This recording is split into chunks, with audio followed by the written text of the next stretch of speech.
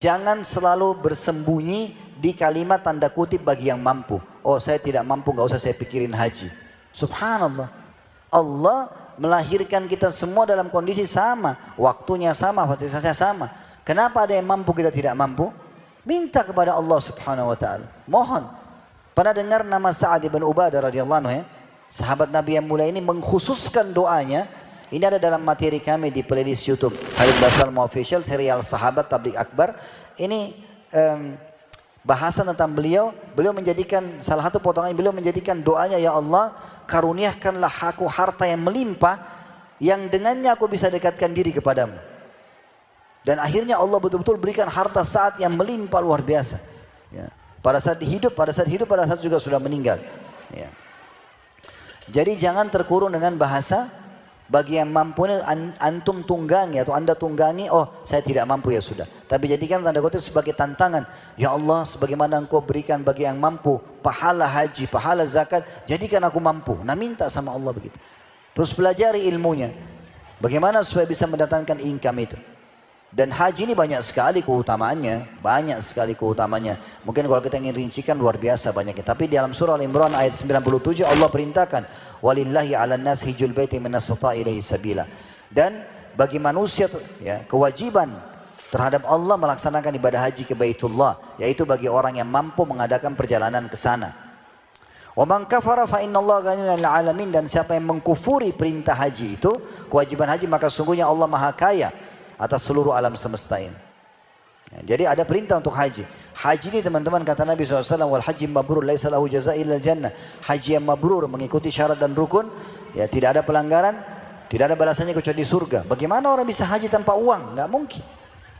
Berarti sangat erat hubungannya pahala keutamaan haji didapatkan dengan harta tersebut. Yang kesembilan, jihad di jalan Allah Subhanahu wa taala.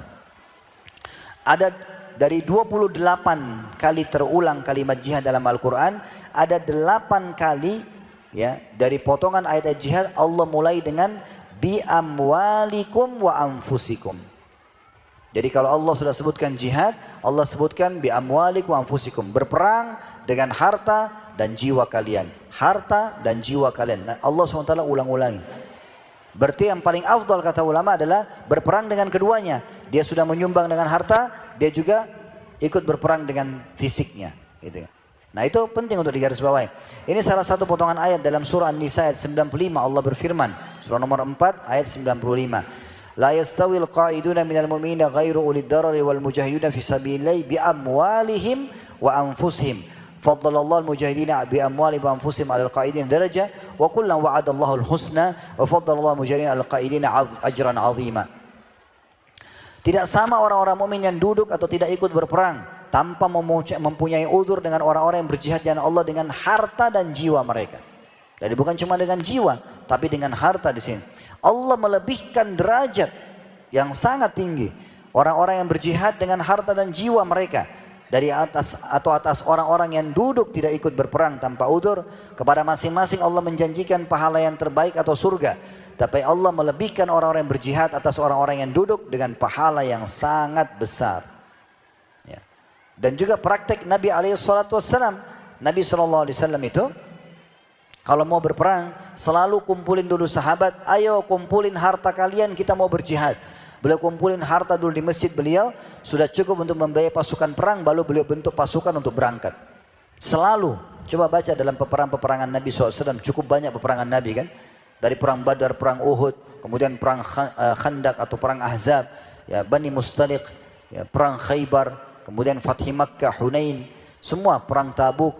Ini semuanya peperangan dan masih banyak peperangan yang Nabi SAW lakukan. Belum lagi Sariyah, pasukan-pasukan kecil yang Nabi utus, ya. Belum lagi Ma'arakah. Kalau peperangan yang Nabi hadir disilakan bahasa Arabnya Ghazwa. Kalau yang Nabi tidak hadir namanya Ma'arakah, ya. Seperti contoh misalnya Mu'tah, ya, perang Mu'tah dikenal dengan Ma'arakah Mu'tah, bukan Ghazwa karena Nabi tidak hadir. 3.000 pasukan muslimin melawan 250.000 pasukan Romawi, ya, yang bergabung dengan beberapa orang Arab yang memang belum masuk Islam pada saat itu.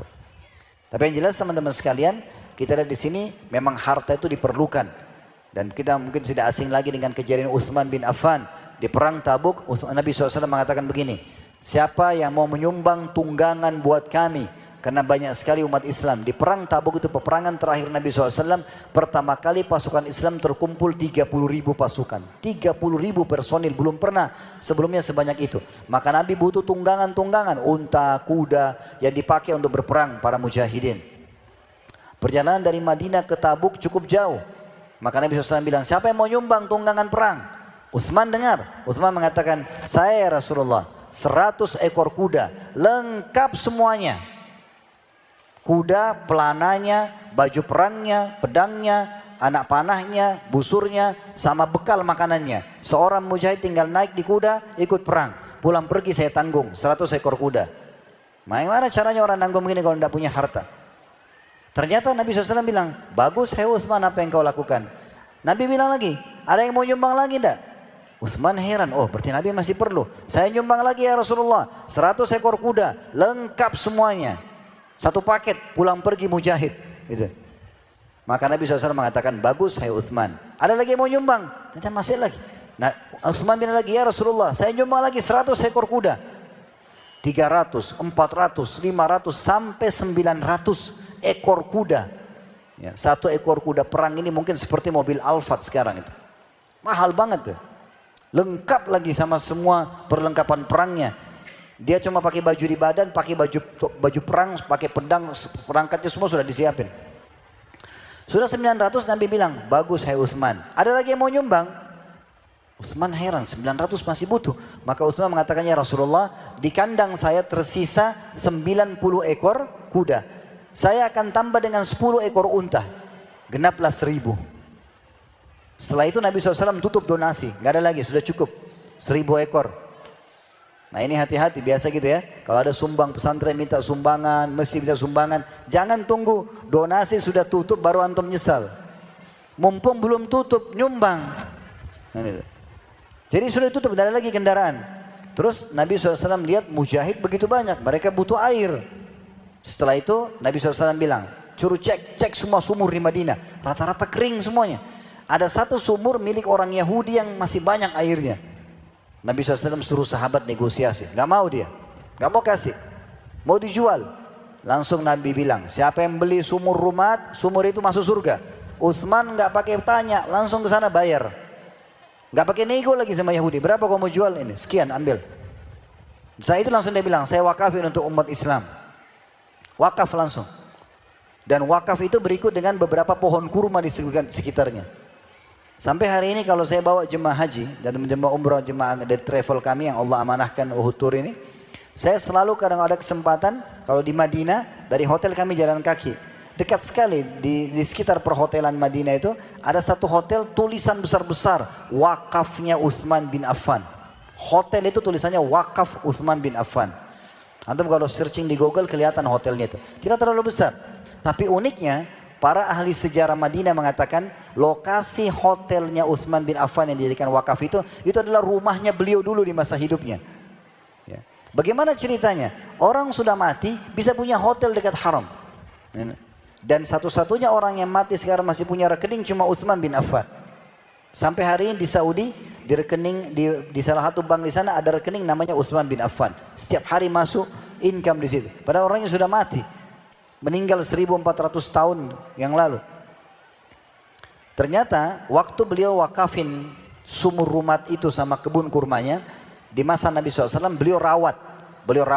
Dan semua airnya boleh umat Islam ambil, walaupun sudah pulang dari peperangan, hasil kurmanya beliau bagi-bagi. Sampai Nabi SAW meninggal masih berjalan, Abu Bakar meninggal berjalan, Umar meninggal berjalan, sampai Utsman jadi raja. Beliau terus rawat, kembangkan kebun itu, makin banyak hasilnya dibagiin semuanya. Waktu dia meninggal, Ali bin Abi Thalib jadikan sebagai program pemerintah. Ini sumurnya Utsman ini, sumur yang penuh dengan berkah. Udah, wakaf pemerintah nih, diurus pemerintah.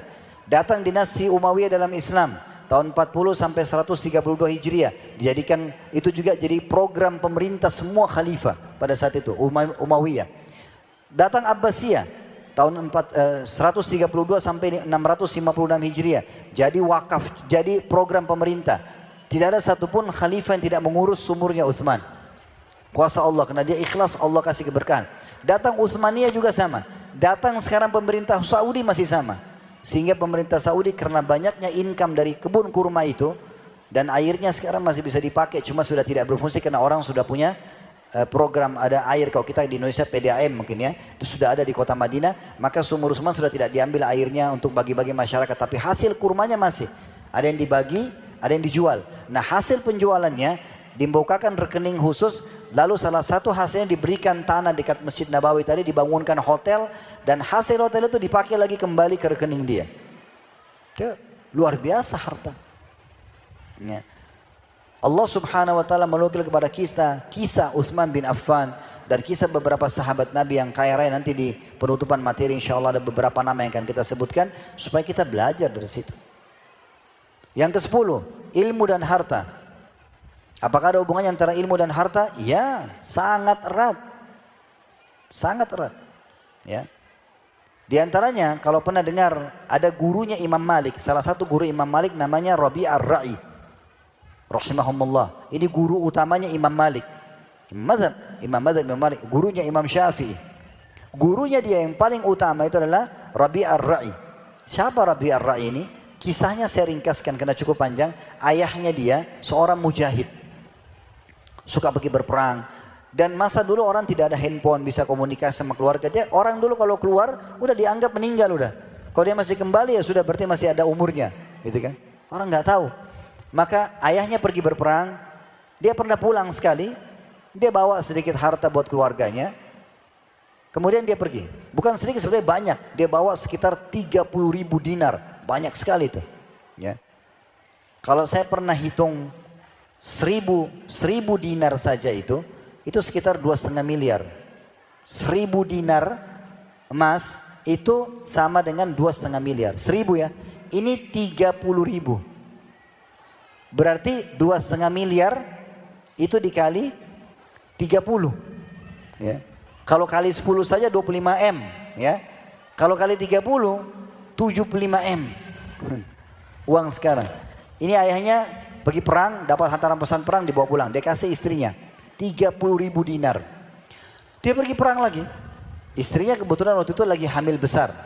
Sementara dia di medan perang, lahirlah anak laki-laki. Dikasih nama Rabi'ah ini, tokoh kita yang sedang kita bicarakan. Satu waktu setelah Rabi'ah tumbuh besar, menjadi ulama besar, ayahnya pulang dari perang. Sudah sekian tahun ini, belasan tahun tidak pulang-pulang, datang habis itu. Atau bukan sudah puluhan tahun tidak pulang, dia datang. Ketemu istrinya, setelah melampiaskan rindu segala macam, lalu kebetulan dia belum bertemu sama Rabi'ah anaknya, dia belum ketemu. Dia tiba di rumah pas ya waktu Rabi'ah lagi tidak ada. Kemudian dia bilang sama istrinya setelah ngobrol segala macam, di mana uang yang dulu saya pernah titipkan? Wajar seorang suami titipkan sampai puluhan miliar. Saya tanya istrinya, di mana uang itu? Gitu. Kata istrinya, dia diam lalu dia mengatakan, nanti insya Allah selepas engkau sholat maghrib, sholat isya di masjid, baru kita bicarakan. Pergilah azan maghrib, pergilah sang ayah ini ke masjid. Atau pergi masjid jami' besar waktu itu di kotanya. Rupanya penuh masjid, banyak orang datang. Dan dia ikut sholat berjamaah, dia penasaran ada apa orang kumpul begini banyak. Habis sholat sunnah ba'diyah maghrib, datang seorang syekh, tampan, berwibawa, duduk, didengarin pengajiannya oleh banyak orang. Masya Allah, dia kagum sekali dengan luasnya ilmunya orang itu, penampilannya yang bagus. Dia pulang ke rumah, dicerita sama istrinya. Tadi antara maghrib isya ada seorang syekh luar biasa, ilmunya luas, penampilannya bagus, banyak muridnya. Kata istrinya, kau tahu siapa orang itu? Dia bilang tidak, itu anakmu. Kata istrinya, itu anakmu, itu Rabi'ah yang lahir 25 tahun atau 30 tahun yang lalu. Pada saat kau pergi berperang, aku melahirkan dan itu anakmu. Dia bilang, Masya Allah, luar biasa. Kau luar biasa dalam mendidiknya. Maka kata istrinya, mana yang kau lebih sukai? 30.000 dinar emas atau anakmu jadi ulama begini? Dia mengatakan, tentu anak saya jadi ulama. Kata ibunya apa? Saya sudah menghabiskan 30.000 semua untuk biayai dia jadi ulama begini. Semua uang itu dipakai supaya jadi pintar begini. Belajar, safar dari sini ke sana, belajar dari ulama ini ke ulama ini, beli kitab ini dan segala macam. Biayanya luar biasa untuk menjadi ulama. Ya. Kemudian disebutkan juga dalam Statement para ulama seperti Imam Syafi'i rahimahullah mengatakan, la yasluhu talabul ilmi illa limuflis. Tidak layak bagi orang yang menuntut ilmu kecuali orang yang siap miskin. Ini kata Imam Syafi'i. Harus dia keluarkan uang. Masuk pahat begini bayar, wajar orang bayar gaji guru, bayar listrik, bayar bangunan. Ya. Gak mungkin orang bisa nuntut ilmu tanpa mengeluarkan uang, mustahil. Gitu loh. Kecuali memang mungkin pengajian gratis begini iya. Tapi kan tidak bisa intens ya. Kalau formal sekolah kan satu hari bisa 4-5 materi, 4-5 kitab yang dibedah. Ya. Terus tinggal di pesantren, dikasih makan, mungkin ada pendidikan ekstra habis asar, olahraganya, mungkin maghrib ada muraja Al-Qur'annya, mungkin segala macam. Itu aja. Imam Malik ya, berkata, la yablughu ahadun min hadzal ilm ma yuridu an yadribahu al-faqr wa yu'thirahu ala kulli syai'. Seorang tidak bisa mencapai tingkat tertinggi dari ilmu agama ini ya, sesuai yang dia harapkan sampai dia siap untuk menjadi fakir dan bahkan dia menggunakan semua apa yang dia miliki untuk menuntut ilmu itu. Jadi safar datang ke majelis ilmu sana, tablik akbar ini, itu memang cara begitu menuntut ilmu. Harus berkorban bensin, berkorban parkir, berkorban segala macam memang. Mungkin ada yang berkorban tiket pesawat datang ke sini mungkin. Gitu kan. Memang sudah begitu.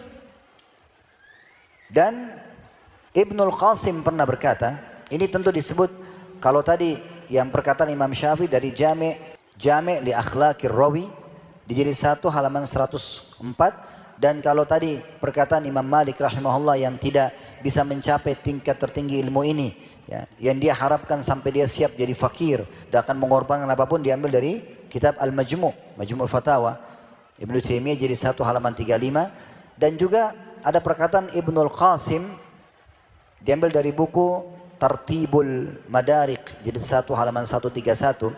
Perkataan beliau mengatakan, afdha bi Malikin talabul ilmi ila an naqada saqfa baitihi.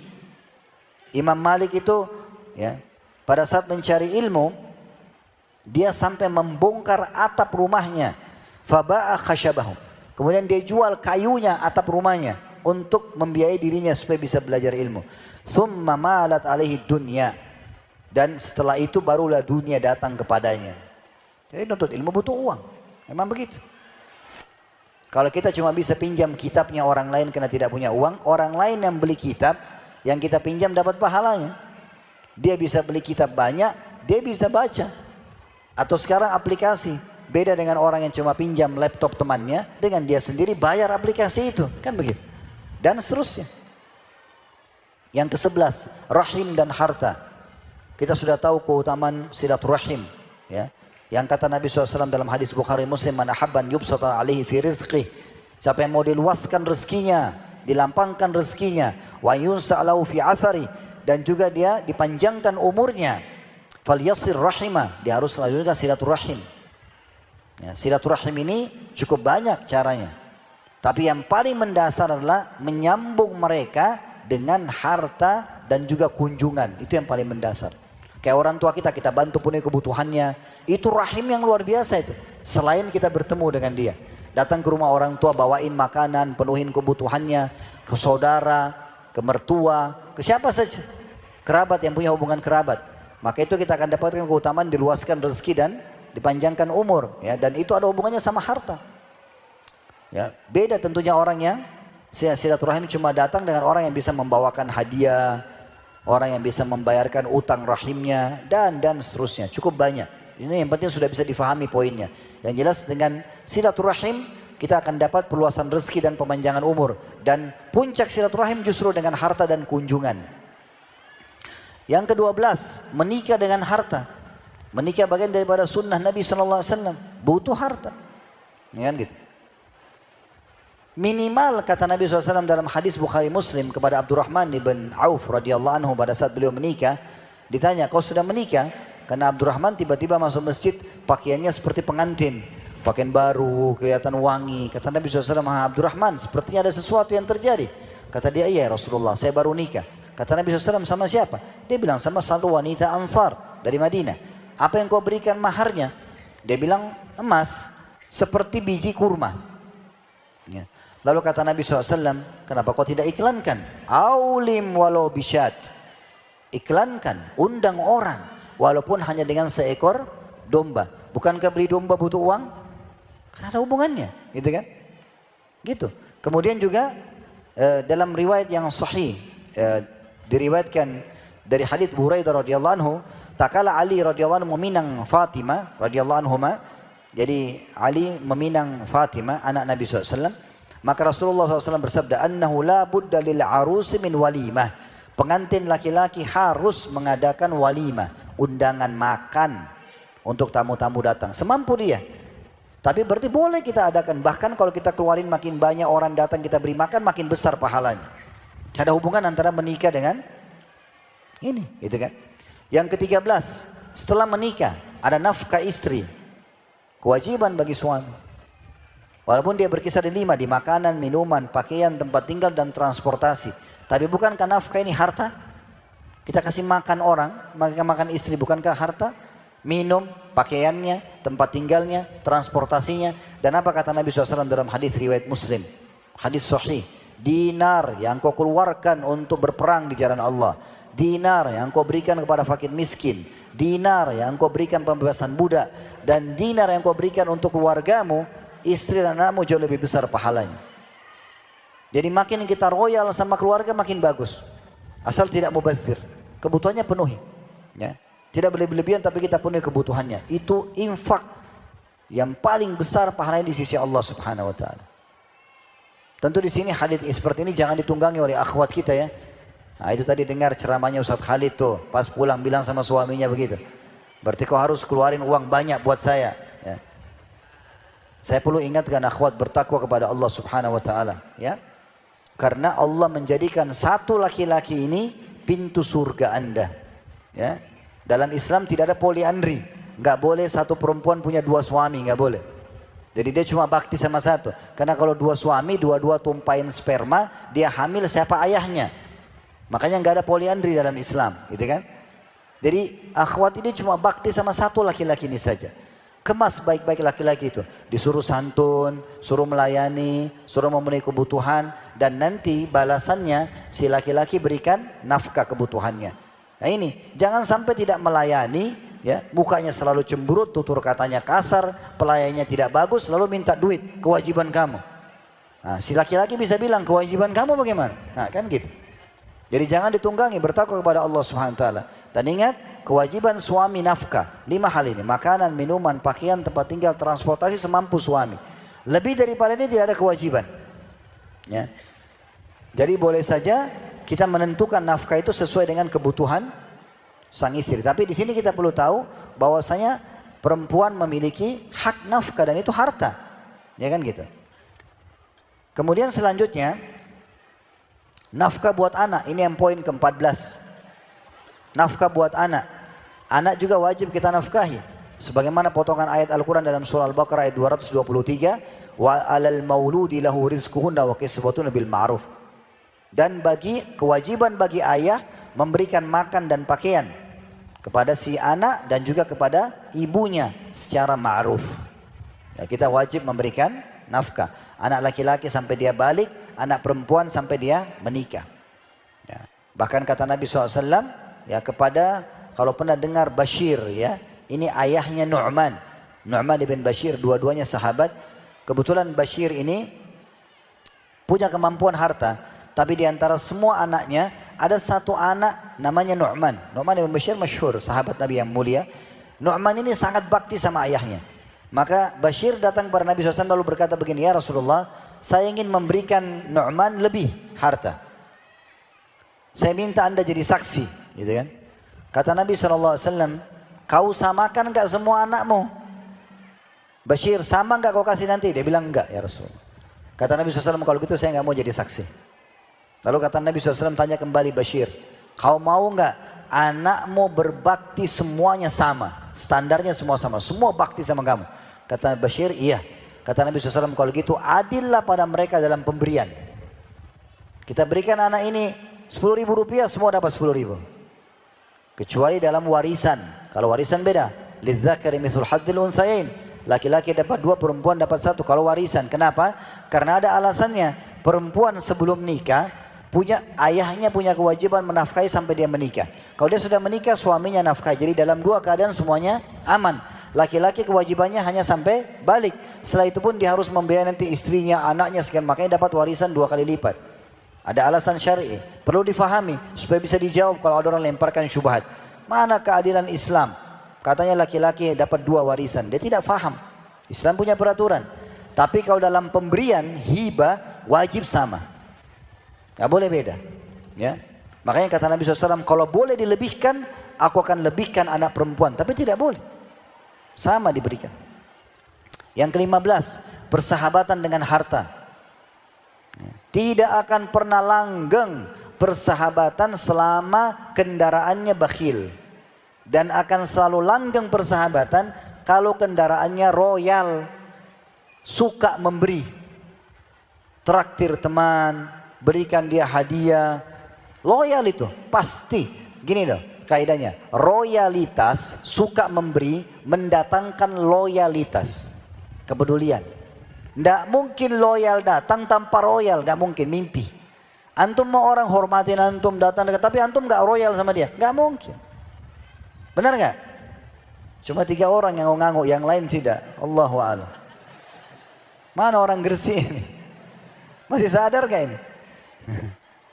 Gak lapar ya? Ini soalnya taklimnya tablighnya makan siang soalnya. Jadi teman-teman, kalau mau orang lain loyal sama kita, mau istri sayang, istri bakti, istri segala macam, royal. Mau suami sayang segala macam, istri juga harus royal. Istri pun boleh memberikan pada suaminya walaupun bukan kewajiban. Pernah dengar Zainab radhiyallahu anha, istrinya Abdullah bin Mas'ud. Zainab orang kaya raya. Nikah sama Abdullah bin Mas'ud, Abdullah bin Mas'ud orang miskin. Sampai pernah dia bilang dalam hadis sahih, hai suamiku, saya punya uang nih, saya mau keluarin. Coba tanyakan hukumnya ke Rasulullah. Kalau boleh dalam Islam saya berikan anda, tidak usah saya berikan orang lain. Anda suami saya, lebih pantas saya kasih. Maka kata Abdullah bin Mas'ud, karena beliau laki-laki punya harga diri, jangan saya, kamu yang nanya. Kan tidak enak kalau saya yang tanya Nabi gitu kan. Ya Rasulullah, istri saya mau kasih saya duit, kan tidak enak. Kamu yang pergi tanya. Maka Zainab pergi menghadap ke Nabi SAW. Kebetulan di depan rumah Nabi ada satu Zainab lain, juga sama, orang Ansar, orang kaya, suaminya dia mau kasih sedekah. Boleh nggak? Tanyalah kepada Nabi SAW. Tentu panjang riwayat Bilal yang datang temuin, Nabi tanya Zainab siapa dan seterusnya. Tapi ringkas cerita pertanyaannya, boleh nggak kami kasih harta kami kepada suami kami? Kata Nabi SAW, jawab hai Bilal, suruh jawab kedua perempuan Zainab. Dua-dua namanya Zainab, kebetulan di depan pintu. Bilang sama mereka, kalau mereka lakukan, mereka akan dapat 2 pahala. Pahala sedekah dan pahala silaturahimnya. Kan gitu. Nah begitu juga dengan persahabatan. Selama antum selalu sama-sama saling mengejar pahala, siapa yang mentraktir lebih dulu, siapa yang memberikan hadiah, selalu begitu, maka akan aman. Kalau pernah dengar perkataan Abdullah bin Mas'ud radhiyallahu anhu pada saat ada orang datang mengatakan begini, saya ingin mencintai anda karena Allah, saya ingin jadi sahabat anda. Apa kata beliau? Kamu siap? Kamu sudah tahu syaratnya? Dia bilang apa syaratnya? Kata Abdullah bin Mas'ud, syaratnya kantongku adalah kantongmu, kantongmu adalah kantongku. Siap. Hartaku hartamu, hartamu hartaku. Ini persahabatan. Kata orang itu, saya belum siap. Kata Abdullah bin Mas'ud, kalau gitu cari orang lain. Iya. Gak bisa. Royalitas akan datangkan loyalitas. Loyal akan datang kalian. Kalau mau loyal tanpa royal, mimpi. Gak bakalan. Rumah tangga akan langgeng, persahabatan akan langgeng, para bisnis akan langgeng, baik, semua tetangga akan baik, semua baik ini karena royalitasnya. Dan itu ada hubungannya sama harta. Abdullah bin Umar mengatakan radhiyallahu anhuma, laqad ra'ayna ma rajulul muslimu bi ahaqqa bi dinarihi wa dirhamihi min akhihi muslim. Pernah Nabi SAW dalam hadis yang sahih, beliau menyuruh para sahabat kasih, sedekah, ayo keluarin dengan harta kalian.